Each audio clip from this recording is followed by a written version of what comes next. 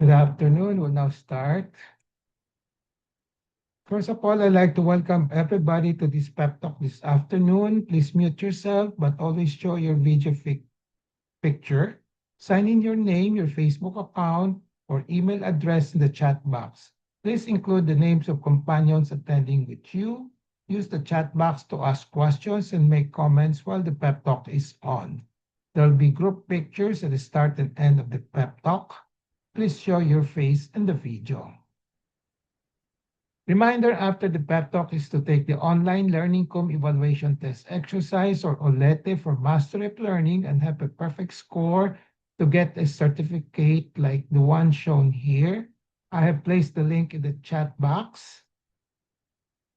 Another reminder, please, for those who will obtain 25 OLETE certificates, this will entitle them to one voucher each for a R.O. Hoson medical consultation, either face-to-face or telemedical. Another request, please type in your feedback in the chat box during the open forum and before we adjourn. Thank you. Let's now have a group picture taking before we start the pep talk proper in 2 minutes. Please turn on your video now and show your faces.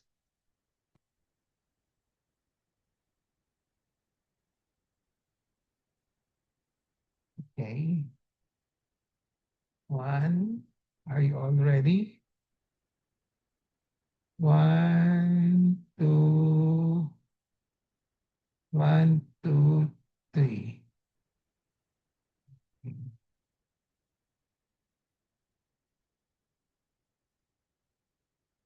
Screen.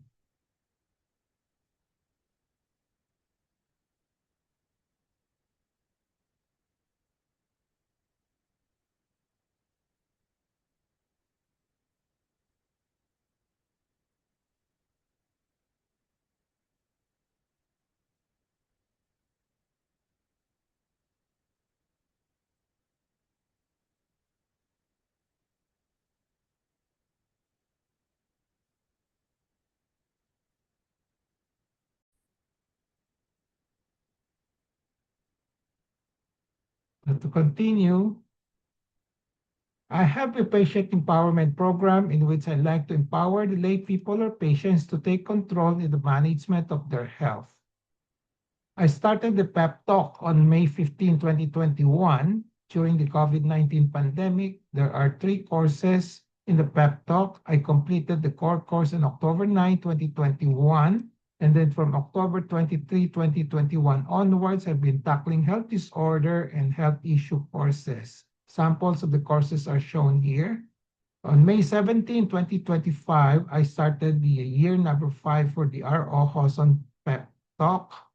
So next month, May 16, on a Saturday, May 16, 2026, will mark the start of the year number 6. How long the pep talk will last will depend on our enthusiasm, discipline, and perseverance. My pep talk today is entitled Management of Body Surface Abscess. So the empowerment objective is for the lay people to have a basic understanding of the management of body surface abscess in their health management. The contents of this particular pep talk will be the following. What is a body surface abscess? How to recognize a body surface abscess? How to differentiate it from body surface infection without an abscess? And what is the cause or what are the causes of body surface abscess? How to manage body surface abscess? And what are R.O. Hoson's or my advice on the management of body surface abscess? Disclaimer, the R.O. Hoson Pep Talk contains my thoughts, perceptions, opinions, and recommendations, or TPORs, called from personal experiences as well as from the writings of other health professionals. So let's start with the first subtopic. What is a body surface abscess? Body surface abscess is commonly known as PIGSA. PIGSA. It is an infection on the body surface with formation of pus underneath the skin. So when they say body surface, sa ibabaw lang, sa balat, sa ilalim ng balat. No? Something that can be seen, that can be palpated. So there's an infection there, and there is pus. So that's what's called body surface abscess. Infection on the body surface comes in two forms or in two stages. If there is progression of the infection, usually magsisimula muna sa isang first stage is infection without pus formation or without pus formation yet. Eventually, magkakaroon, sometimes wala, hindi matutuloy, or collection of pus underneath the skin. So this is the first type of infection. Kung tumuloy siya, nagkaroon ng pus formation, then we call that pigsa. No? So there's already pus formation and collection of pus underneath the skin.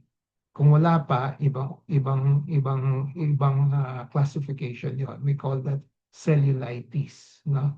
And then this one is pigsa kung may dana na.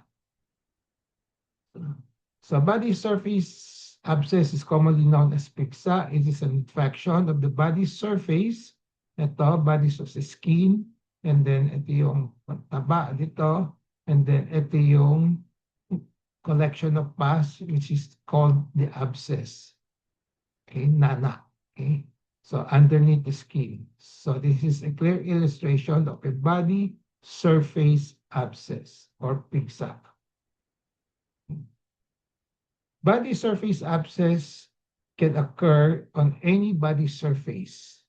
So you can see here on the thigh, on the neck, anywhere on the skin, dito sa face, dito sa knee, dito sa back, dito sa elbow. Anywhere, even on the breast, anything that's basta yung nasa surface lang, pwedeng magkaroon ng nana or pigsa. So in contrast, when we say cellulitis, yung namumula pa lang, wala pang pus formation. So we call that cellulitis. Ito lang namumula. Yung kanina, pag may nana na, may collection of pus na yan. Pigsa ng tawag doon or abscess. So cellulitis, to differentiate the two, redness, o mapula lang, usually with tenderness, masakit, and warm, mainit. So these are the classical signs of infection, but there's no evident mass underneath the skin to suggest pus formation and accumulation. This is usually being tested kung merong parang pag dinidiin, parang may malambot na lumulubog, may fluctuancy. So to suggest baka may fluid sa ilalim. Kung may fluid, most likely pus. So abscess naman, again, it's also usually may redness with tenderness and warm. These are classical signs of infection. And then there's an evident mass formation. Ito, maumbok na ito, localized, underneath the skin, suggestive of pus formation. Sometimes the pus can be evident, sometimes wala pa at the earlier stage, so hindi pa masyadong lumilitaw sa balat, no? Okay. So what are the causes of body surface abscess? Basically, it's infection. And commonly, it's due to bacterial, not viral, usually bacterial. So the risk factors for infections are, there's a disruption of the skin barrier because yung skin talaga is for protection against anything for infection. Baka may nasugatan, karoon ng disruption, may pumasok na mga bacteria. Then the other possible contributory cause will be poor hygiene, mga marudurme, and then environmental factors, exposed tayo sa mga areas na may substance na may bacteria. And then the last one is low immunity, mahina ang resistance sa infection. Minsan mataas ang infection, mataas ang immunity natin, pero kahit na medyo madumi ng konti, hindi tayo nagkaka-infect. Pero kung mahina ang resistance natin sa infection, konting break lang sa skin, may konting dumi lang, magkaka-infection na. So depende sa tao. How to manage body surface abscess? So the core principle, pinaka-importante doon, pag may, say abscess, may pus. So the pus must be drained. Dapat ilabas yung ano. Okay? So antibiotics alone are usually not enough. Okay? A lot of people, a lot of doctors are usually rely on antibiotics. But for me, it's not usually enough. No, ang pinaka-importante doon is tanggalin yung nana. So pag natanggal na yung nana, sometimes or most of the time, hindi mo na kailangan mag-antibiotics. Basta makalabas lang yung nana. So step-by-step management. So assess the abscess. Tingnan niyo kung nasaan. Then the size, kung gaano kalaki. Then the depth, kung gaano kalalim. No? And then signs of severity. Kung may fever na siya. Kung fever, medyo severe siya. And then kung rapid spread, medyo mapula sa tabi, may kasamang cellulitis. And then tingnan din ninyo kung immunocompromised, mahina ang resistensya ng pasyente.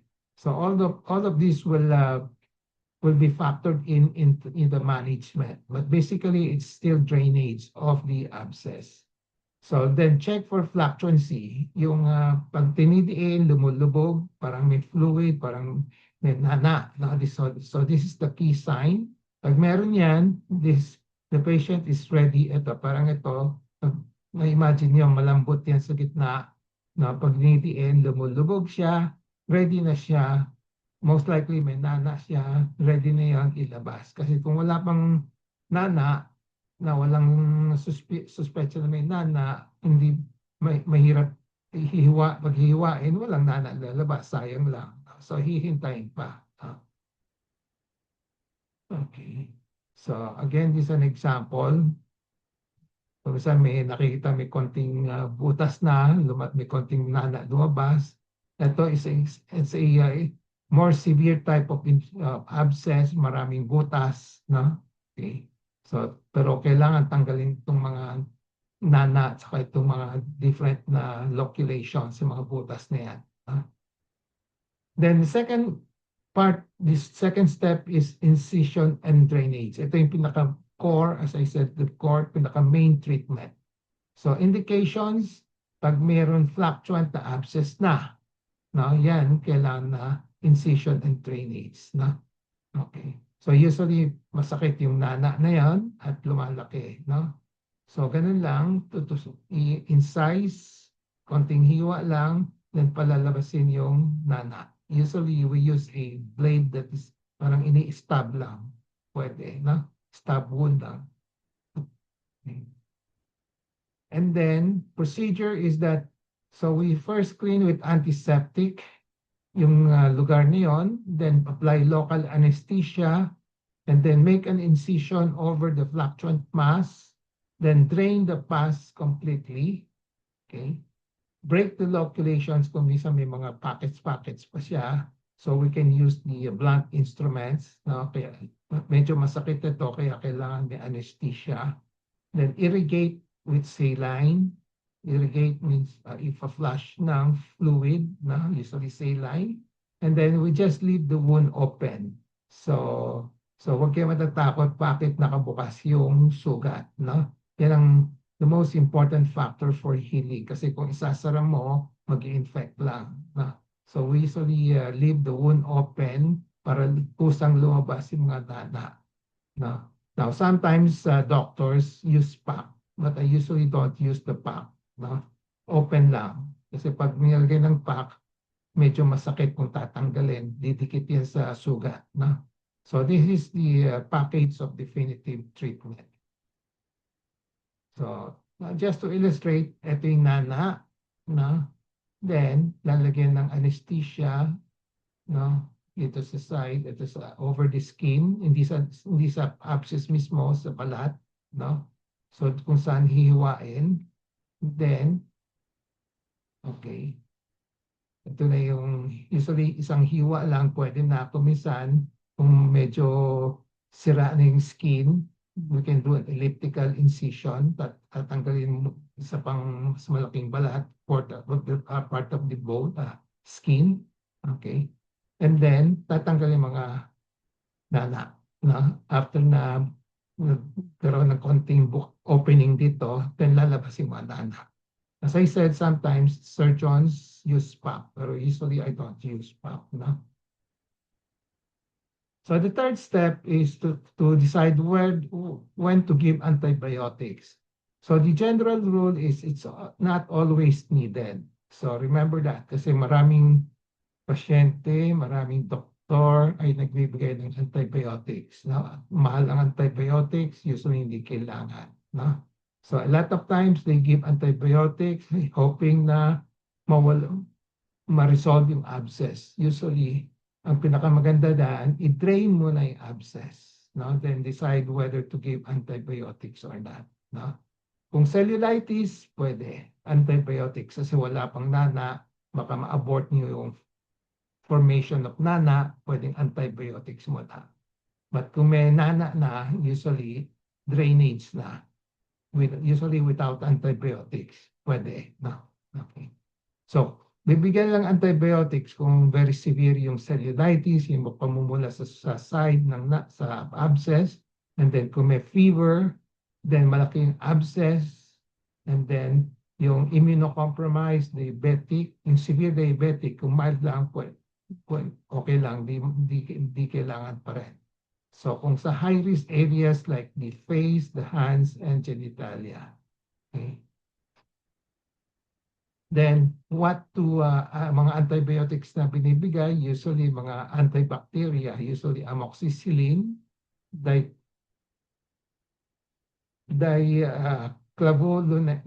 no? Ito yung pinaka-common. Then, dicloxacillin, no? Then, others will give all these other medicines, no? Pero ito yung usual, medyo mura-mura lang ito. Then, the fourth step will be wound care. So, pag nabuksan na, no, how to take care of the wound, just daily cleaning and then wound dressing kasi may discharges pa yan, may konting basa-basa pa, so lalagyan ng takip for the moment hanggang matuyo. No? Then warm compress kung masakit, then allow healing by secondary intention. Secondary intention means pabayaan lang gumaling without hindi na itatahiyan. No? Pag tinahi pa yan, tertiary intention. Pero mag-infect lang yan. Just wait for it to heal by itself. So kung may pack naman, we usually remove the pack after 24 to 48 hours. Then for pain control, kung mild ano lang yon, kung maliit lang, pwedeng paracetamol or kung mataas ang pain threshold ng pasyente, pwedeng paracetamol lang. Ngayon, kung gusto niyo mas malakas, NSAID like mefenamic acid, no? Okay. Kung wala yung mga contraindications. So usually paracetamol or NSAID lang binibigay. Wala na yung pinakamahal na gamot. Follow up after the incision and drainage. Usually we recheck it after 24 to 48 hours. Then we look for kung may mga pockets pa, kung may increasing redness and fever. Kung wala, okay na. So red flags that need urgent care, kung meron kang abscess sa mukha, because delikado yung sa mukha, kung isa pupunta sa utak, no? So urgent yon. Now, yung rapidly spreading infection na mabilis kumalat, lumaki, no? Severe pain out of proportion, masakit na masakit, sign of sepsis, infection sa buong katawan, then recurrent abscess palaging paulit-ulit. So consider diabetes, chronic skin infection, etc. So special situations, pag maliit lang, early abscess, pwedeng warm compress, observation may suffice. Now, kung maliit na maliit lang, pwedeng Then, if there is a mas malaki yung abscess, then we need surgical drainage. No? In carbuncle, maraming openings, we also need surgical drainage. No? So, kung gusto mong mas aggressive yung drainage, we need bigger incision, mas malaki yung hiwa. So, takeaway, importante, pinaka-importante dito, pag may abscess, drain kagad. Drainage is cornerstone. Antibiotics, that's not the primary treatment. That's just an adjunct kung kailangan lang. then follow-up importante. So my advice, if there is a body surface abscess with pus formation, have it drained as soon as possible. Huwag na niyo hintay na kusang pumutok o kung minsan nilalagay pa niyo yung tapal, no? Hoping that pumutok siya, no? Pahiwa na lang niyo ng konti and then konting butas lang naman para palabasin na yung dana. So do not waste time with antibiotics as it will not resolve with antibiotics pag pag hindi pa pumuputok yung abscess. Do not wait for it to rupture on its own. Yan kadalasan hindi ginagawa ng tao. You have more physical pain and suffering if you wait for it to rupture on its own. I suppose all of you have experienced that. Kung pumutok na, ang laking ginhawa. No? The moment it ruptures on its own or incision and the drainage is done, there'll be dramatic improvement on the pain. Okay? So antibiotics may not be needed after an adequate incision and drainage. I won't show this anymore in the video. So content, summary takeaway, I have discussed the following. What is a body surface abscess? How to recognize one? How to differentiate it from cellulitis and abscess? What is the cause? Then how to manage and what are my advices? So with takeaway in relation to patient empowerment, be always in touch with reliable medical information on management of body surface abscess. Knowledge is power. It gives power. Use the 4Ks of patient empowerment, kaalaman, kakayanan, karapatan, kapangyarihan to gain greater control over direct decisions and make better decisions on the management of body surface abscess as part of your health management. So with that, I end my pep talk today. I hope I have empowered you to have a basic understanding of the management of body surface abscess in your health management. Before we go to the question and answer portion, reminder after the pep talk, please take the online learning evaluation test exercise for mastery of learning and have a perfect score to get a certificate like this one. I have placed the link in the chat box. And then obtaining 25 or letter certificate will entitle one mentee to a voucher for a RO host on medical consultation, either face-to-face or telemedical. Another request, please type in your feedback in the chat box during the open forum and before we adjourn. So let's now have a group picture taking before we start the question and answer and interaction. Turn on your video now, show your faces.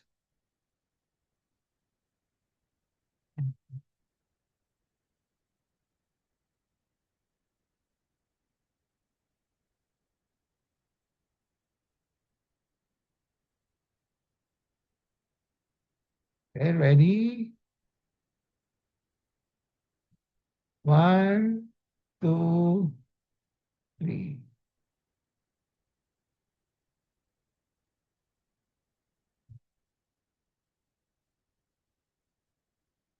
Save ko lang muna.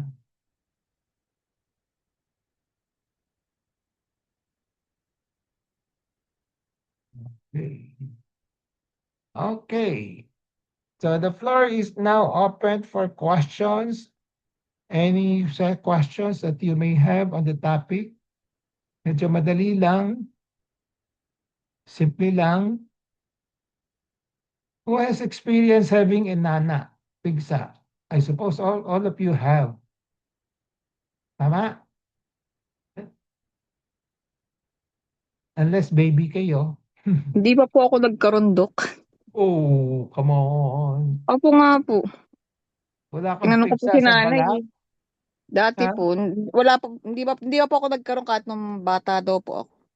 Yung kapatid ko po ang parati. Yung Talaga? Eh, babae. So, maswerte isa ka. lang.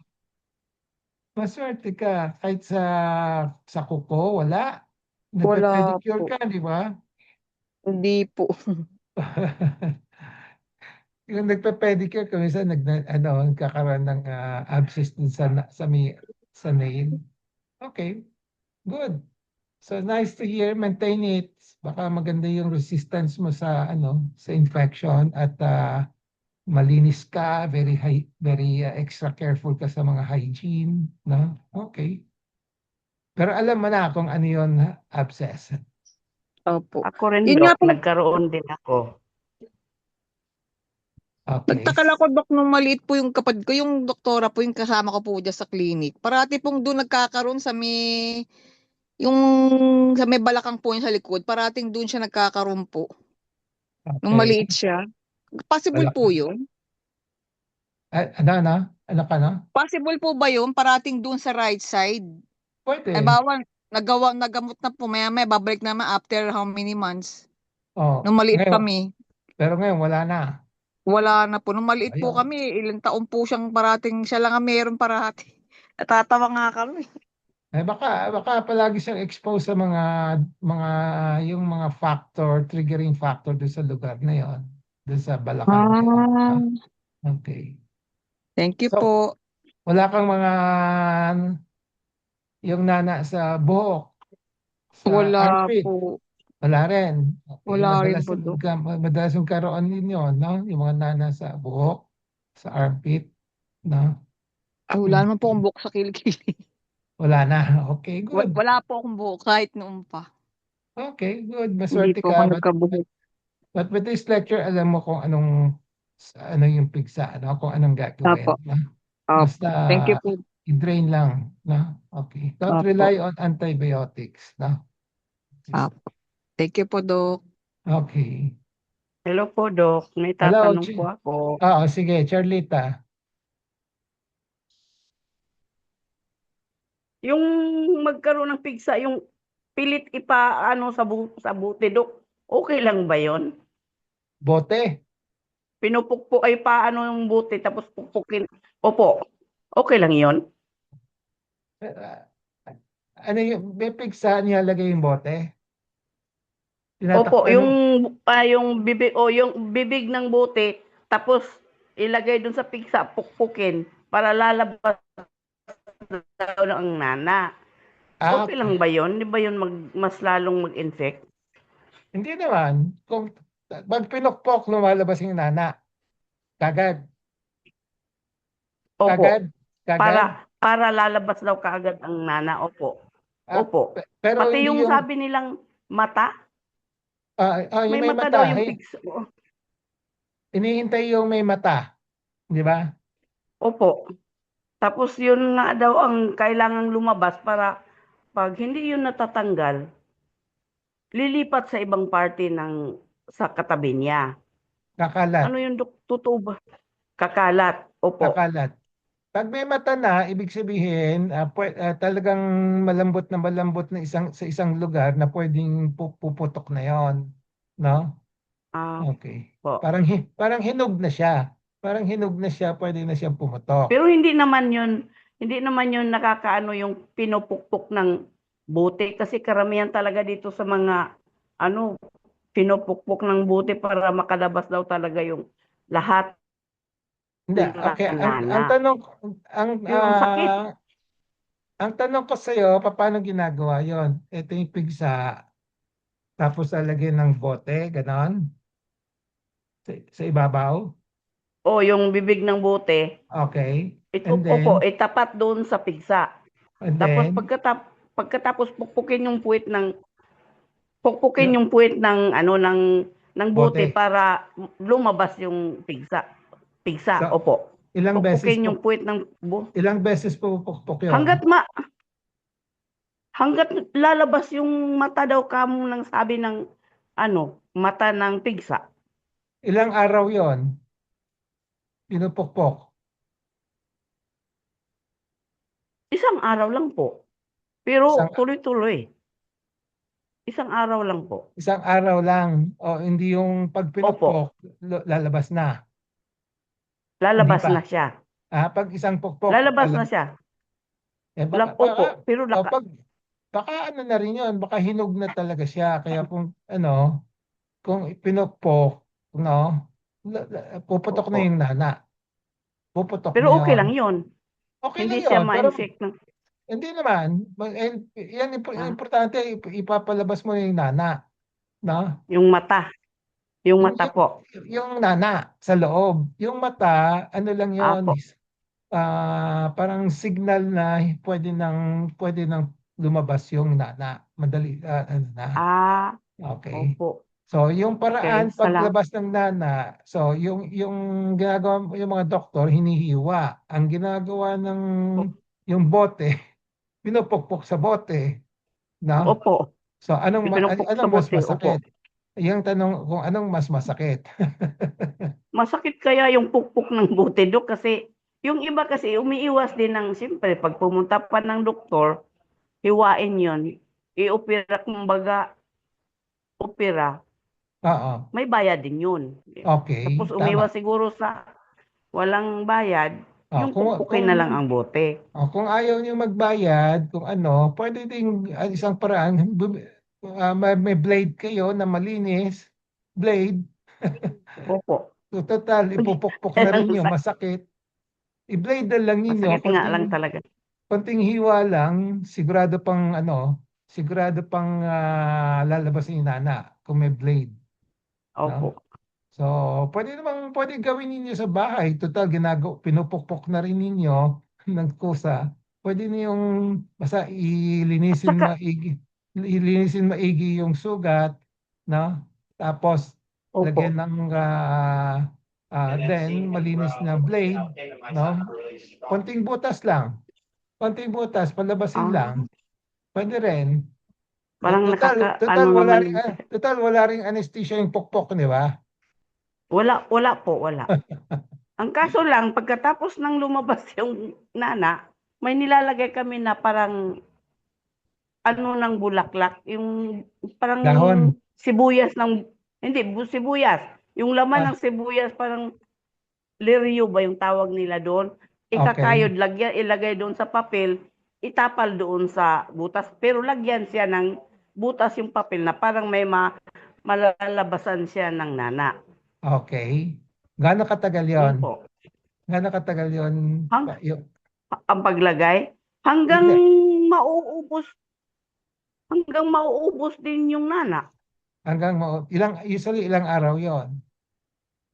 Isang Mga linggo? dalawa, tatlo. Hindi na, Dok, Tatlo? aabot, tatlo. Tatlong Tatlo. araw.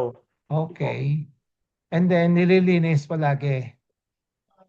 Opo, Every day. hinuhugasan. Hinuhugasan. Opo.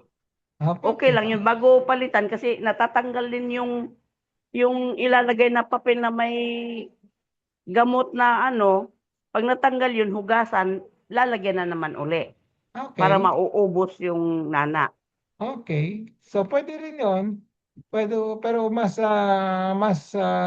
inconvenient lang yon, di ba? Yes Kasi po. Oo, yung sa akin, kasi basta kung masakit eh. pag hiniwa mo, nung paghiwa lang ang masakit, pag lumabas ang nana, hindi na masyadong masakit yung pigsa no? Then hintayin mo na Opo. lang, hintayin yung sa akin, hintayin na yung lumabas na kusa kasi may butas na makakalabas na siya, no? Then Para lalagyan lang talaga siya ng butas para pusa siyang lumalabas. oo, Ang, okay. And then ah, linis-linis lang, sabon sa tubig lang, no? Tapos konting balot lang kahit na walang plaster, walang ano, kahit na yung napkin lang, sanitary napkin o opo. kaya yung tuwalya o panyo na malinis, pwede rin, no? Basta malinis lang, no?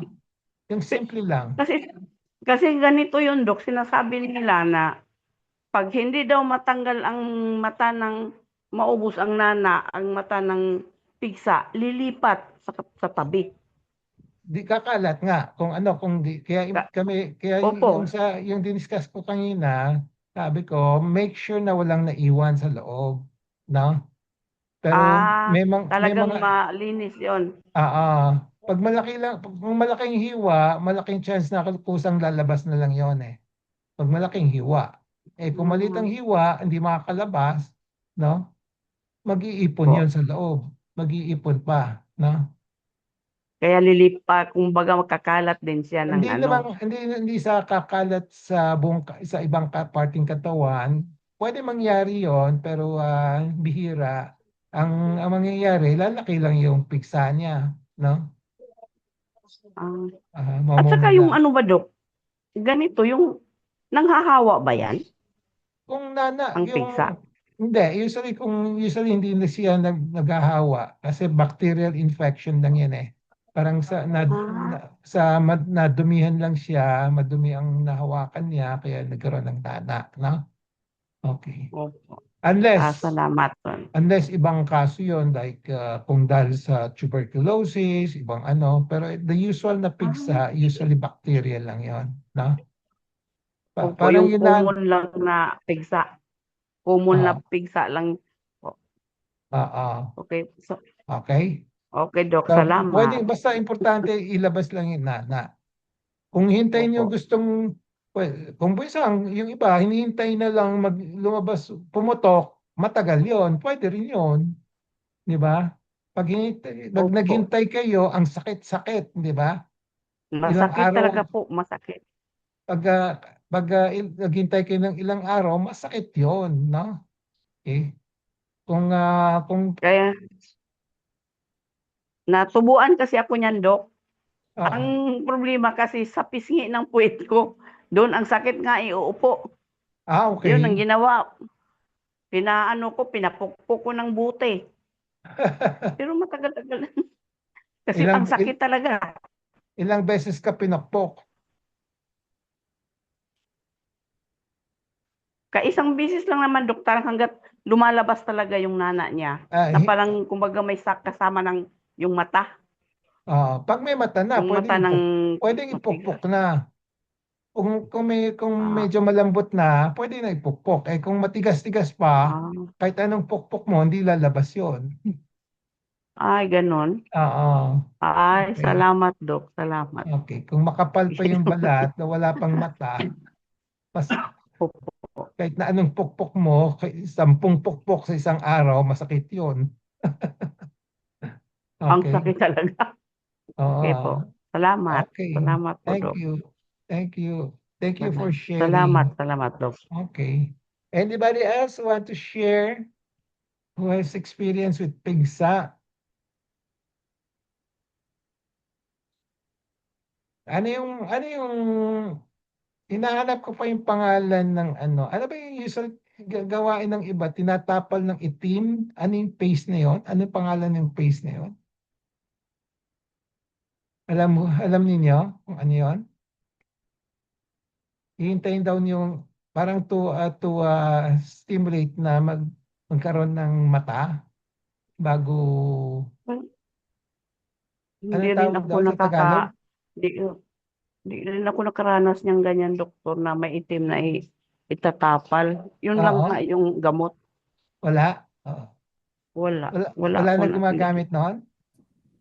Wala na yata, Dok. Sa amin, wala eh. Okay. Dok, sa amin sa Laguna, yung dahon ng gumamela. Iniisip ko yun. Gumamela. Oo, Dok. Pero kasi, hindi kasi ako nagkapigsa ng natutuloy na lumaki. Kumbaga, kusa siyang, bago pa lang natubo, pero ewan ko kung paano siya natatanggal. Pero naalala ko, yung pinsan ko ganyan. Ang ginagawa ng tita ko, nilalagyan muna niya ng dahon ng ano, para daw lumabas nga din yung mata ng pigsa Oo. para Gumamela. yun daw po, Dok. Tapos ang ginagawa ng tita ko pag may mata na, yung yung partible, Oo. lalagyan niya ng alcohol sa kanya susundutin. Pero talagang Yan. pag tinanggal talaga, Dok, talaga, nawawala din talaga yung nana, talagang pinipisahan niya hanggang, kasi syempre kita mo naman pag yung parang yung mamula-mula na yung gilid. Tapos Oo. kita mo talaga yung mata ko na itim. Oo. Susundutin niya yun. Kasi ako taga-bili ng pardible, kaya iniisip ko Oo. kanina. Ngayon, ipepress lang niya yung kung saan may May nan. totoo naman, Dok, siguro mabilis naman siyang gumaling pag gano'n. Pero di uso yung mga anti-antibiotic dati. Basta pag natanggal yung pigsa, yung nana ng pigsa, 2 to 3 days, ayos na. Ganyan Oh. naman sa amin. Oo. Tama yun. Hindi na napunta sa doktor para magpaano. Siyempre, yun nga po, iwas po sa gastos. Kung ano po yung Yeah. pwedeng gawin na nakasanayan na din naman na since okay naman po, walang nangyayari, yun po yung nagiging habit na gawin. Yeah, pwede yun. Pwede yun. So, basta kung may pigsa, basta kung ready na palabasin yung nana, no? Kumuha kayong paraan para hiwain, tusukin, basta mag-create lang isang butas para makalabas, no? And then, kung gusto niyo sa bahay, kung kayong gagawa, sa akin pwede rin, no? Siyempre, yung mga doktor ayaw, di ba? Okay. So, during during the pandemic, mayroon akong tinuruan ng isang pasyente. Kasi hindi tayo pwedeng lumabas noon, di ba? So may pigsa siya, tinuruan ko paano mag-opera sa tatay niya. So sabi ko, linisin mo lang ng basta sabunin mo muna, tapos kumuha ka ng yan, baka karayom yung pinagamit ko during that time, walang blade no? So karayom lang, sabi ko, Masakit ang blade, doktor. pero yeah, kahit na yun, sandali lang kasi yung karayom, maliit lang yung butas makukuha mo no? Pag blade, medyo malaki, mas maluwag, lalabas kagad, no? Okay. So, gano'n. So, tinuruan ko yung pasyente how to do it sa bahay, no? So, sa akin, pwede niyong gawin, basta alam niyo yung principle, pag may lalabas na yung nana, wag i-ano lang niyo, basta linisin niyo yung mabuti, tapos either tusukin ninyo ng malinis na karayom o konting blade. Meron pa di ba, blade sa mga yung mga Gillade, yung mga Ang mga Gillette po, yung pong talagang pinakang blade lang. yung tabi lang, yung sa corner lang, konting lang, no? Ngayon, kung masakit siya, okay, ang isang pwedeng tip na pwede niyong gawin, kung wala kayo pang anesthesia, di ba? Wala kayong anesthesia, di ba? Wala. Lagyan yung yelo. Maghanda kayong yelo muna, no? Ipatong niyo sa may pigsa, no? Isa. Patong ninyo hanggang mag-numb, let's say 5 minutes, no? Saka tutusukin. Pag titignan mo, medyo numb na yon, di ba? Then sabay tusok na. Yung mabilisan. Kasi pag Sabi naman nung pinsan ko, Dok, mas masakit daw yung pigsa kesa nung tinundos nung nung pinantusok. Mas masakit kung pero sandali lang. Oo, sandali lang naman po. Pero Parang sandali ginawa lang lang. po talaga ng butas para po mai-release yung nana. Yeah, kung wala kang anesthesia, talagang masakit yung paghiwa, yung pagtusok, no? Okay. Nakakuha na kami ng tip pag may nagkaganyan. Yelo. Ay, Pero kailangan tama nga, mabilisan. yelo. Yelo, parang pag yelo, di ba? Pag ginilgay mo yelo, parang nagnanam yung kamay mo. Pero Then, Doc, safe ba mangmanhid yan siya. gawin pag sa kilikili nagkaroon ng piksa? pwede Di ba? rin. Tulad ng sinabi nyo nga, minsan nakakatakot pag sa kilikili, pag ganyan Oo. Pero yung sa kilikili, isa maliliit lang yun kasi buhok yun. Diba? Sa buhok. Yung pag pinagtubuan ng buhok. Oo.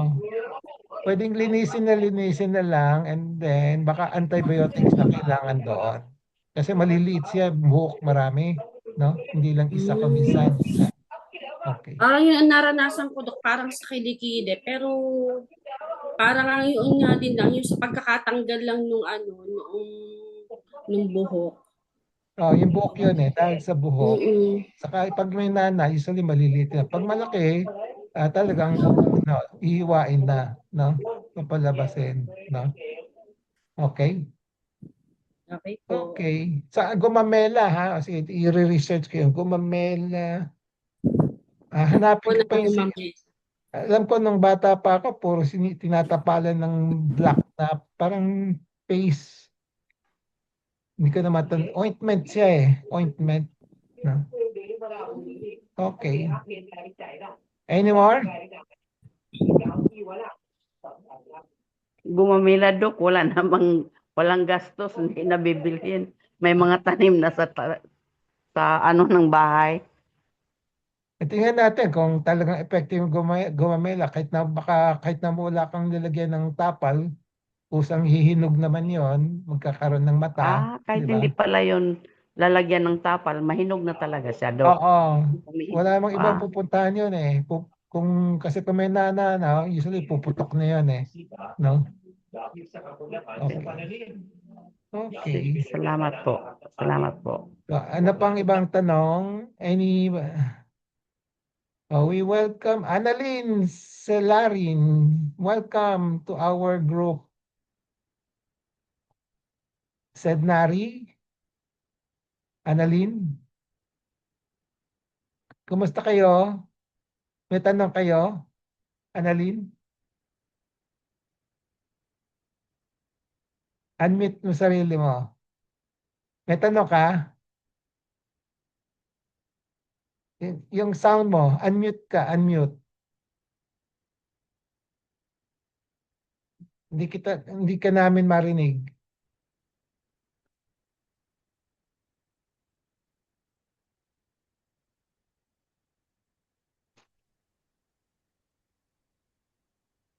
Unmute.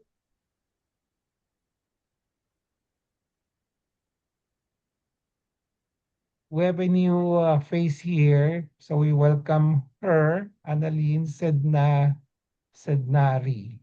No? Okay. Si Aida. Aida, kumusta ka na, Aida? Okay lang po, Doc. Okay. Welcome to this group. Thank you po. May share po ako, Doc. Sige, good. Yun pong ako naka-experience nung araw, nung 12 years old po ako. Naipit po sa bintana yung malaki kong daliri. Okay. Ngayon po, namula. E di, Okay. tinuturuan po ako nung nanay ko ng gawaing bahay, magsasaing. Assignment ko po kasi magsaing. E di po Oo. basa palagi yon 3 times a day. Pagkatapos po namula. Nung namula Okay. pong ganun, umpisa na pala yun ng nag-accumulate na ng nana. Okay. Tapos hanggang po sa namula at yung daliri ko lumaki talaga siya. Okay. Ngayon po, edi wala namang maisip yung nanay ko kung ano gagawin sa daliri ko dahil iyak ako ng iyak nung araw na yun. Yung Oo. gabi, nakapatong sa unan, hindi ako makatulog. Doon Okay. po ako nakaupo sa rocking chair, nakapatong sa unan. Pinipilit ko pong matulog, kaya lang napakasakit. Ang Oo. ginawa ng nanay ko po, dinala ko sa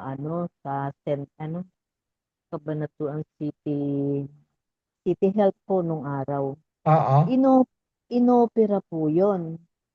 Ang laki po ng hiwa, pagkatapos po, nung natanggal yung nana, nilagyan po ng gasa. Okay. Ipinasok po doon, Mitya. pagkatapos po, Parang opo, mitya. Oo. opo, parang ganun. May nakalawit po nakapraso, ibalik daw Oo. ng parang after 2 days, ibalik doon. Nung ibalik Okay. po, hinatak, napakasakit, Diyos ko po Lord. Napakasakit po at saka po ang nangyari, hanggang ngayon po pangit yung daliri ko. Pangit. Kaya po, opo, pagka po nagtathumb mark ako, paano ko bang maipapakita ito daliri? Pagka po Okay. nagtathumb mark ako, sabi nung nanay ko, anak, kahit na hindi ka na mag-thumb mark, nahipo ko lang yung daliri mo at hindi kita nakikita, ikaw na yon. Kasi po nagkahukay. Okay. Yun lang So, po ang maisashare ko. okay. So, at least hindi lumala to the extent kamisan, kakalat yan, buong kamay, no? Baka Opo, kailangan opo. putulin, ganon, no? Opo. Okay, butit na lang naagapan, no? Opo, Dok. So, tinanggal lang yung nana eh. Tinanggal lang yung Tinanggal nana. lang po. Opo. Tapos may Kaya lang mitya. po, opo. Kaya lang po ngayon, meron siyang halimbawa yung laman. Nagkakalaman yung hukay. Nahukay po kasi. Aha, Tinatanggal ko po yun kasi parang may numbness. Manhid po siya. Pagka aha. natanggal naman, okay na, normal na ang pakiramdam. Okay. So, basta importante na Salamat po. nagagalaw mo na Opo, na opo. nagagamit mo yung kamay mo ngayon, no? Opo, opo, Dok. Okay. So, Charles, learn from the experience. Pag may nana, patingin ka agad, no? Okay? Lalo na yung sa kamay, sa mukha, no? Yan yung delikado doon no? Saka yung sa puwet, ha? Charlita, yung sa puwet, malapit dun sa may, dun Opo, sa Dok. may, dun sa may labasan ng puwet. Kumisan, fistula ang tawag Sa, noon, ano, Fistula. Dok, sa pisngi. Sa Kung sa pisngi pisngi, okay pa yon. Medyo sa hindi pisngi siya nga, Dok, eh. hindi siya delikado. Pero yung doon sa malapit doon sa puwet, labasan, iba ang usapan yon. Opo. Pero anal Ah. abscess ang tawag noon, no? Okay. At saka nagkaroon din ako noon, Dok, ng pigsa sa binti. Yung dito, yung parang sa laman talaga ng binti. Oo. Grabe kasakit. Oo. Dok. Masakit siya habang hindi pa pumuputok, masakit, di ba? Pag pumutok Masakit na yan, talaga, Dok. pag pumutok na yan, okay na yan, no? Okay. Opo. Okay. Salamat. Okay. Okay. Annalyn, nakabalik ka na? Okay ka na? Okay Okay. na po. Good. Thank you. Welcome to this pep talk, Annalyn. Thank you po. May tanong kayo? May tanong ka? Wala po. May share ka? Wala po. Wala. Hindi ka pa napipigsa. Hindi, nagkaroon na po pero bata pa po ako. Hindi ko pa Bata po ka. alam. Okay. Opo. Okay. So, I hope everybody know yung lesson dito how to recognize pigsa, how to differentiate it, yung pamumula pa lang, walang pigsa, yun, di hinihiwa yun, ha? Walang nana kang makukuha. Usually, antibiotics lang yun, yung pamumula, no? Okay. Pero pag may pigsa na, usually, mas maganda kung Slowly. tanggalin na yung nana. Na? Isara mo, ano? Doktor, ano po yung differentiate ng tagihawat na may nana? Tigyawat na may nana, essentially pareho lang siya, pero they use a different term, no? They call it folliculitis kasi parang sa hair lang yon no? Tigyawat ng mga hair, yung mga buhok, no? Okay.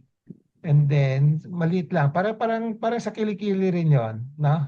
So, kung Kasi, Dok, masakit din kahit maliit siya. Pero pag tinubuan ng may tagihawat kasi na makikita mo parang mapula na may parang kulay puti na parang alam mo na nana yun pero talagang masakit din.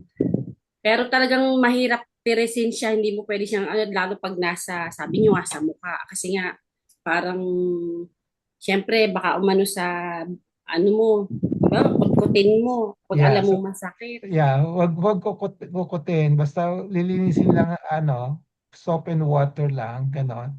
No?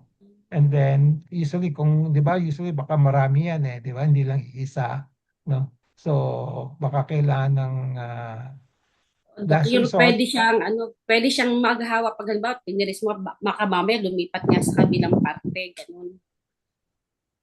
Pwede rin, pero usually, kusang lumalabas yan marami yan no? Kusang lalabas yan pag lumabas yung isa, lalabas sa kabila, ganun, iba-iba, no? Lalo na may mga during teenager, di ba? Very prone sila sa mga pimples. Okay. Okay. Ako rin nung teenager ako, ang dami kong tigyawat, nakakainis. Pero na-outgrow ka na. Okay. Okay. So, kung wala nang other questions, sharing, any last call for questions, sharing? Dok, may tatanong lang po. Sige, Belet. Dok, yung sa asawa kong daliri, parang may bukol siya, pero sa liliit may bukol siya, pero hindi naman masakit. Hindi na. Na may tubig po. Dito sa daliring ganito ho, dito sa liliit, sa gilid. May bukol tapos parang may tubig siya, pero hindi daw masakit. Kailan pa? Ano kaya po yun? Hindi naman po siya pigsa. Kailan pa ba yon? Matagal na daw yun? Kailan pa daw yan? Matagal na daw po. Mga ilang buwan na. Hindi mo masakit, pero Hindi malambot po siya. masakit. Malambot. Ilang buwan na, nasa, malapit sa kuko. Oo. Sa Malapit sa, puno sa kuko. are po, are. Pag pinipindot, parang may tubig. Para may tubig ang loob. May tubig ho. Gusto ko Pero, lang butasin din. Medyo mapula, di ba? medyo Ah. mapula ho. Isang buwan na. Pero hindi daw, ilang buwan na? May simula pa noong January. May January pa daw ho. Pero hindi naman po masakit. Wala man ako nararamdaman. Pero January, matagal na yan. Hindi kailangan, ano na, baka kailangan i-aspirate na. Pwede yung, ayun, aspirate. Tubig pa? Pwedeng i-aspirate yan, no? Kasi para may fluid siya eh, no? Oo. Pwedeng gawin namin. Quiet. Pwede. Kung kaya niya gawin. Baka, anong tawag doon? Baka mucocil yan. Yung kusilya. Na-experience ko rin dito. Dito rin. Meron din ako dati dito. Quiet. Mga tubig. Meron din ako, hindi tubig siya, pero parang mucus, parang gel. Ito nga ay malambot, pero pag ho idinidiin siya, wala man ako nararamdaman. Oo, parang Lagi yung naghuhugas. Lagi yung siya naghuhugas. Dahil ang akin hong trabaho ho, nasa water station ho ako. Ako ho, may water station. Lagi ako na po ang naghuhugas. Baka ako ito eh. Nababad sa tubig. Ay, hindi. Baka mucocil lang yan na, ano. Baka kailangan 3 months na yan, di ba? 3 months na. Pag subukan mo idiin mo na, naka-pressure, pero may naghuhugas ka eh, no? Mahirap. Kasi parang... Wala, kahit ho anong gawin ko, wala man akong nararamdaman eh. Kahit madiin. Kahit ho madiin, yung palibot, wala rin. Wala akong maramdaman. Parang normal din lang. Walang masakit. Kaya lang... Ang ano ko lang ho dito, para kung yun ho, para kung tumatagilid nga, sa katagalan na oh. Tagilid ang kuko. Tumatagilid na ho yung position ng kuko, yan. May kinalaman sa joint yan eh. Sa joint. Baka arthritis na may ano. Baka nga osteoarthritis. Tingnan ko na lang kung ano. Pwede naman akong kahit paano ko na sa iba sa nakakasamarunong. Paalis ko ang laman. I-picture mo sa akin, ibigay mo sa akin mamaya. Sige, picture ka. Picture mo, saka i-video mo kasi hindi masyadong maliit, hindi ko makita, no? Sesend ko sa inyong sa Messenger. Picture mo, saka i-video mo, no? Kung kailangan tusukin, baka mucocil lang yan, mucocil na, ano? Okay. Sige po. Salamat po, salamat. Salamat po, Doc. Okay. So, any more consultation? Kung wala na, we'll call it a day. We'll see each other next week. Na? Okay. So, thank you for the newcomers, Annalyn and Aida. Okay. So, we'll see each other next week again. Ha? Okay. So, baka ang pag-usapan natin yung yakap. Yakap. Sa PhilHealth po. Ko-convince ko kayo mag-yakap.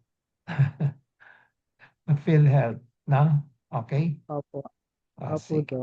Okay, bye-bye. Bye po. See you next time. Thank you po, Doc. Have a nice weekend po. Bye-bye. Have a nice weekend also. Bye po.